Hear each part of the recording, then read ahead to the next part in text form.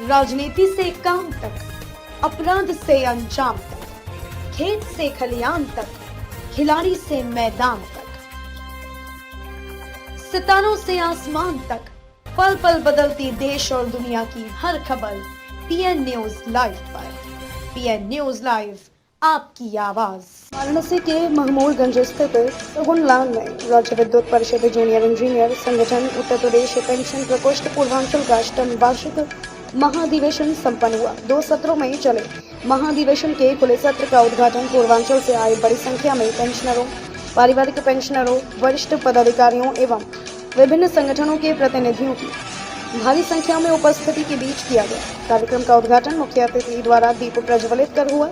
इस अवसर पर मुख्य अतिथि द्वारा शक्ति संदेश स्मारिका एवं चिकित्सा प्रतिपूर्ति निर्देशिका निगम देश के विमोचन के उपरांत पेंशन प्रकोष्ठ पूर्वांचल के सचिव इंजीनियर SLR गुप्ता द्वारा 25 सूत्रीय मांग पत्र प्रस्तुत किया गया। विभिन्न संगठनों के प्रतिनिधियों ने अपने विचार रखते हुए मांगों का समर्थन किया। वक्ताओं ने जोरदार ढंग से कैशलेस चिकित्सा व्यवस्था को तत्काल लागू करने की मांग की। कैशलेस चिकित्सा सुविधा दिए जाने, चिकित्सा भत्ता बढ़ाने एवं इनके नियमित भुगतान तथा अन्य सभी प्रकार के बकाया कर शीघ्र किए जाने की प्रमुखता से मांग उठाई गई। इस अवसर पर इंजीनियर जय सिंह, इंजीनियर श्याम नारायण मौर्य द्वारा अपनी रिपोर्ट प्रस्तुत की गई। सम्मेलन में वरिष्ठ नागरिकों को अंग वस्त्र एवं अतिथियों को स्मृति चिन्ह देकर सम्मानित किया गया। इस अवसर पर शेष कुमार बघेल, इंजीनियर सर्विस खरे, महाप्रबंधक लेखा अमित रोहिला आदि ने सभा को संबोधित किया। इस अवसर पर केंद्रीय संरक्षक इंजीनियर SP सिंह, केंद्रीय महासचिव इंजीनियर जयप्रकाश, इंजीनियर इंद्रमणि, हरीश चंद्र पांडे आदि लोगों की महत्वपूर्ण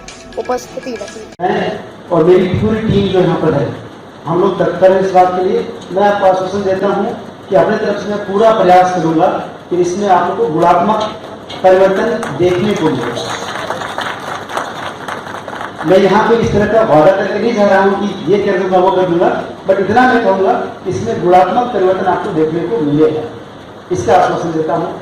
बाकी हर बिंदु पर रिस्पॉन्ड करना यहाँ संभव नहीं है और उचित भी नहीं होगा। आप भी जानते हैं कि हर बिंदु पर रिस्पॉन्ड करूँ मैं वो और उसको मैं कर ना पाऊँ तो अच्छा नहीं लगता है।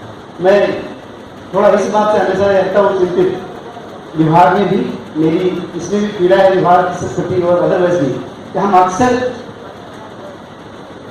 ओवर कमिट करते हैं, अंडर परफॉर्म करते हैं। मीनिंग भाई हम कहते हैं कि हम ये सब कर दिखाएंगे और कर पाते हैं कम।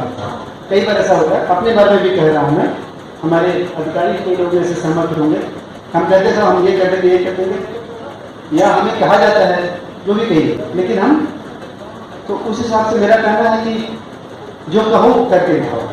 पूर्वांचल अध्यक्ष राज्य विद्युत जूनियर इंजीनियर संगठन पूर्वांचल वाराणसी। किस तरह का आज अधिवेशन? ये हम लोगों का हर साल वार्षिक अधिवेशन होता रहा है पिछले 8-10 साल से, लेकिन पिछले 2 साल कोरोना के जो रहे हैं उसके 2 साल नहीं हो पाया है।